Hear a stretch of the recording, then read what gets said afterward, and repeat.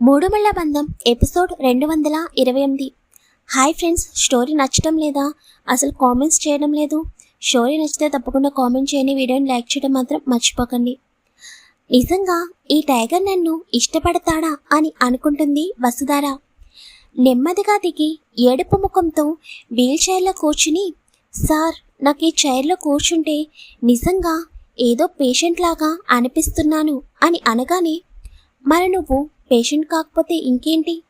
తలకి దెబ్బ, చేతికి బ్యాండేజ్ అన్నీ వేసుకుని ఇంటికి వచ్చావు కదా, అలాంటి వాళ్ళని పేషెంట్ అనే అంటారు.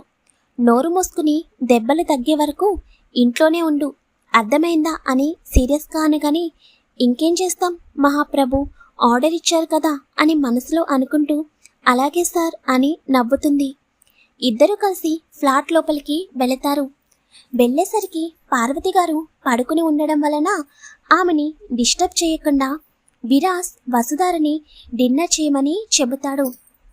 తనే కిచెన్లోకి వెళ్ళి ప్లేట్లో ఫుడ్ పెట్టుకుని తీసుకుని వచ్చి వసుధార చేతికిచ్చి, తిని ఇవిగో టాబ్లెట్స్ వేసుకుని పడుకో అని వసుధారని తన రూమ్లో దించేసి, ఏదైనా అవసరం ఉంటే కాల్ చేయి అని చెప్పి అక్కడి నుండి వెళ్ళిపోతాడు. విరాస్ వెళ్ళగానే వసుధార ఒక్కసారిగా వీల్ చైర్లో నుండి లేచి బెడ్ మీద ఉన్న పిల్లో తీసుకుని వీల్ చైర్ని గట్టిగా కొడుతూ ఉంటుంది. అసలు నిన్ను ఎవరు కనిపెట్టారు? బంగారం లాంటి నా ప్లాన్ని నాశనం చేసేసావు. నువ్వే కనుక లేకపోతే ఆ టైగర్ ఎంచక్క నన్ను ఎత్తుకునేవాడు. నువ్వు వచ్చి నా ప్లాన్ మొత్తం పాడు చేసేసావు అని అనుకుంటూ తన కోపం తీరక పిల్లో నుండి కాటన్ మొత్తం బయటికి వచ్చే వరకు ఆ వీల్ చైర్ని కొడుతూనే ఉంటుంది. కొట్టి కొట్టి ఆయాసం వచ్చి బెడ్ మీద కూర్చుని, పోనీలే తినడానికి ప్లేట్లో ఫుడ్ అన్నా పెట్టించాడు అని అనుకుంటూ బాగా ఆకలిగా ఉండడం వలన ఫుడ్ మొత్తం తినేసి టాబ్లెట్ వేసుకుని నెమ్మదిగా నిద్రలోకి జారుకుంటుంది. విరాస్ ప్లాట్కి వెళ్ళి విక్రమాదిత్య గురించి ఆలోచిస్తూ ఉంటాడు. You are looking so handsome Vikramaditya. నిన్ను చూస్తుంటే సంథింగ్ నాకు డిఫరెంట్ ఫీలింగ్ కలుగుతుంది. బట్ ఎందుకో అది అర్థం కావడం లేదు. మనం ఇప్పటి వరకు ఎప్పుడు కూడా కలుసుకోలేదు, కానీ ఎందుకో ఫ్యూచర్లో మన బాండింగ్ అనేది బాగా స్ట్రాంగ్ అవుతుందని నమ్మకంగా అనిపిస్తుంది నాకు. బట్ నువ్వు చాలా డేంజర్, మాటలతో చాలా గారడి చేస్తావని అర్థమైంది. నువ్వు మాట్లాడే ప్రతి మాటలో చాలా మీనింగ్ ఉంది. చూద్దాం నిజంగానే నువ్వన్నట్టు మనిద్దరి పరిచయం ఎక్కడి వరకు వెళ్తుందో. ఇప్పటికే నా గురించి బ్యాక్గ్రౌండ్ వెరిఫికేషన్ స్టార్ట్ చేసినట్టున్నావు కదా. బట్ ఈ విరాస్ ఎక్కడా దొరకడు. నువ్వు వెరిఫికేషన్ చేయిస్తావనే నా ఏర్పాట్లో నేనున్నాను.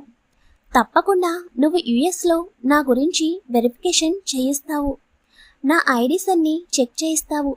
నా పేరు మీద ఎటువంటి క్రిమినల్ కేసులు ఉన్నాయేమో మొత్తం చెక్ చేస్తావు. బట్ నువ్వు ఎంత వెరిఫికేషన్ చేయించినా నా గురించి నీకు చిన్న ఇన్ఫర్మేషన్ కూడా దొరకదు. ఈ విరాసింహాన్ని కనిపెట్టాలంటే అంత ఈజీ కాదు. ఇక్కడికి వచ్చే ముందే నా ప్లాన్స్లో నేనున్నాను. నువ్వు ఆన్లైన్లో చెక్ చేసినా, డిపార్ట్మెంట్లో చెక్ చేసినా నా ఐడియాలో నా పేరు విరాట్ భాటియా అనే వస్తుంది. అండ్ ఏ డిపార్ట్మెంట్లో కనుక్కున్నా నా పేరు మీద ఒక్క కేసు కూడా ఫైల్ అవ్వలేదు. సో రేపటిలోగా నువ్వే నా ప్రపోజల్ని యాక్సెప్ట్ చేస్తావు. త్వరలో నా వైష్ణవిని నేను చేరుకుంటాను. ఎందుకో వైష్ణవి నా చుట్టూ ఉన్నట్టే అనిపిస్తుంది. ఇది నిజమా లేక నా భ్రమ అర్థం కావడం లేదు. చూద్దాం అని అనుకుంటూ ల్యాప్టాప్ ఓపెన్ చేసి బిజినెస్ వర్క్ చేసుకుంటూ ఉంటాడు. తరుణ్ ప్రియాకి కాల్ చేసి రమ్మని చెప్పడం వలన ప్రియా ఢిల్లీ నుండి తిరిగి వైజాగ్కి వస్తుంది. ప్రియాని రిసీవ్ చేసుకోవడానికి తరుణ్ ఎయిర్పోర్ట్కి వెళతాడు. హాయ్ ప్రియా, ఎలా ఉన్నావు అని అడగగానే, బాగున్నాను సార్. మీ అందరూ ఆస్ట్రేలియా నుండి ఎప్పుడొచ్చారు అని అడగగానే, మేమొచ్చి చాలా డేస్ అవుతుంది, పద వెళ్దాం అని చెప్పి ఇద్దరు కారులో కూర్చోగానే కారు స్టార్ట్ చేస్తాడు తరుణ్. తరుణ్ వేరే రూట్లో వెళ్తుంటే, ఇదేంటి వేరే రూట్లో తీసుకెళ్తున్నారు అని అడుగుతుంది ప్రియా. ఇప్పుడు మనం ఆ ఫ్లాట్లో ఉండడం లేదు, బావ వాళ్ళ ప్యాలెస్లో ఉంటున్నాము. నిన్ను కూడా ఆ ప్యాలెస్లోనే ఉండమని చెప్పాడు బావ. ఇంకేమన్నా మాట్లాడాలంటే నువ్వు బావ వచ్చిన తర్వాత తనతో మాట్లాడు అని అనగానే, అవునా, ఇంతకీ మీరు ఎందుకు సడన్గా ఆస్ట్రేలియాకి వెళ్ళారు అని అడుగుతుంది ప్రియా. ఇంకా తరుణ్కి కూడా ప్రియా దగ్గర దాచడం ఇష్టం లేక మొత్తం అమృత గురించి, రిత్విక్ గురించి జరిగింది చెబుతాడు. అదంతా విన్న తర్వాత ప్రియాకి బాధగా అనిపిస్తే, ఇప్పుడు అమృత ఎలా ఉంది? రిత్విక్ దగ్గరే ఉందా? మరి రిత్విక్ తనని యాక్సెప్ట్ చేశాడా అని అడుగుతుంది. లేదు, తనకింకా గతం గుర్తుకు రాలేదు. అమృత రిత్విక్ దగ్గరే ఉంది. త్వరలో గతం గుర్తుకు వచ్చేలాగా చేస్తుంది. బావ వైష్ణవి సిస్టర్ని పెళ్లి చేసుకున్నాడు. తనతో హ్యాపీగా ఉన్నాడు. ఇంకా నా సిస్టర్ అమృత త్వరలో రిత్విక్కి గతం గుర్తు చేస్తే వాళ్ళిద్దరి పెళ్లి కూడా అయిపోతుంది. మరి మన పెళ్ళికెప్పుడు ఓకే చెప్తావు ప్రియా అని అడగగానే ప్రియా షాక్ అయ్యి తరుణ్ వైపు చూస్తూ, మన పెళ్ళేంటి అని తడబడుతూ అడుగుతుంది. నిజం చెప్పు, ఇన్ని డేస్లో ఒకసారి కూడా నన్ను మిస్ అయినట్టు నీకు అనిపించలేదా? ప్లీజ్ ప్రియా, హానెస్ట్గా చెప్పవా అని తరుణ్ బాధగా అడగగానే ప్రియా ఆలోచనలో పడుతుంది. అవును, నేను నిజంగా తరుణ్ సార్ని చాలాసార్లు గుర్తు చేసుకున్నాను. ఎందుకు అని మనసులో అనుకుంటూ, అదేం లేదు, నేనేమీ మిమ్మల్ని మిస్ అయినట్టు నాకు అనిపించలేదు. ప్లీజ్ ఇంకా ఈ టాపిక్ వదిలేయండి అని అనగానే, నువ్వు పెళ్ళికి ఒప్పుకునే వరకు నేను ఈ టాపిక్ గురించి మాట్లాడుతూనే ఉంటాను. నువ్వు అవునన్నా కాదన్నా నన్ను పెళ్లి చేసుకోవాల్సిందే.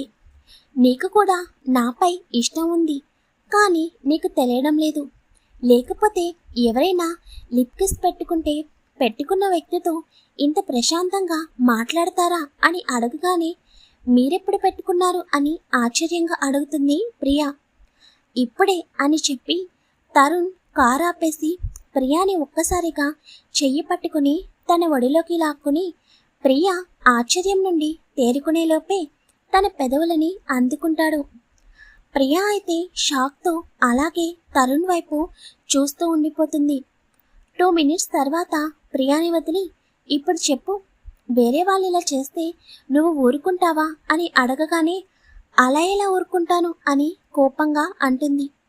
మరి నేను ముద్దు పెట్టుకుంటే ఎందుకు నన్ను ఆపలేదు అని అడగగానే, ముందు నన్ను వదలండి అని చెప్పి ప్రియా తన సీట్లో కూర్చుని విండో వైపు చూస్తూ ఆలోచిస్తూ ఉంటుంది. తరుణ్ చిన్నగా నవ్వుకుని, నాకు తెలుసు ప్రియా, నీ మనసులో కూడా నేనున్నాను, కానీ ఆ విషయం నీకు తెలియడం లేదు. త్వరలో నీకే అర్థమవుతుంది అని అనుకుంటూ కారుని ప్యాలెస్ వైపుకి పోనిస్తాడు.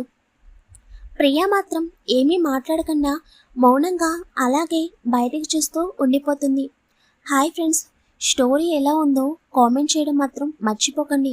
మీ ఒపీనియన్ నాకు చెప్తేనే కదా నేను స్టోరీని ఎలా మార్చాలి అనేది అనుకుంటాను. ప్లీజ్ స్టోరీలో ఏమన్నా ప్రాబ్లం అనిపిస్తే నాకు చెప్పండి, అంతేగాని స్టోరీని ఫాలో అవ్వకుండా మాత్రం ఉండకండి.